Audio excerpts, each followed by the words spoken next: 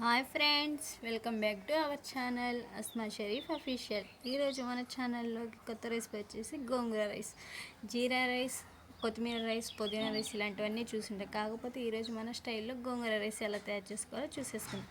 ముందుగా దానికోసం ఒక బాండీలోకి ఆవాలు, మెంతులు, ఎండుమిర్చి కొంచెం దూరగా వేయించుకొని మిక్సీ జార్ పట్టుకోవాలి. మిక్సీ జార్ పట్టుకున్న తర్వాత ఒక బాండీలోకి మళ్ళీ కొన్ని నీళ్లు పోసుకొని అవి బాగా హీట్ అయిన తర్వాత దాంట్లోకి గోంగూర యాడ్ చేసుకోవాలి. గోంగూర కొంచెం మగ్గిన తర్వాత దాంట్లోకి మనం యాడ్ చేసుకున్న పౌడర్, మిక్సీ జార్ పౌడర్ని దాంట్లోకి యాడ్ చేసుకోవాలి. కొంచెం చింతపండు రసాన్ని కూడా యాడ్ చేసుకోవాలి ఫ్రెండ్స్. తర్వాత కొంచెం ఉప్పు వేసుకోవాలి. ఉప్పు వేసుకున్న తర్వాత అది కరిగిపోయేంతసేపు ఉంచుకొని దాన్ని కూడా మిక్సీ జార్ పట్టుకొని పేస్ట్ చేసుకోవాలి. ఆ పేస్ట్ని రైస్లోకి యాడ్ చేసుకోవాలి.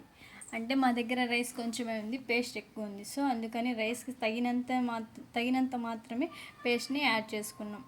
ఎందుకంటే పుల్లగా ఉండేది, ఎక్కువగా పుల్లగా ఉంటే తినలేమని కొంచెమే వేసుకొని రైస్కి సరిపడేంత వేసుకొని బాగా కలుపుకోవాలి.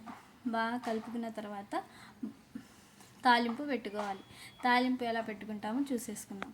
స్టవ్ మీద ఒక బాండీ పెట్టి ఆయిల్ వేసి, ఆయిల్ బాగా హీట్ అయిన తర్వాత వేరుశనగ విత్తనాలు, జీడిపప్పు, తాలింపు గింజలు, పచ్చిమిర్చి, ఎండుమిర్చి అంతా వేసి బాగా దూరగా వేయించుకోవాలి.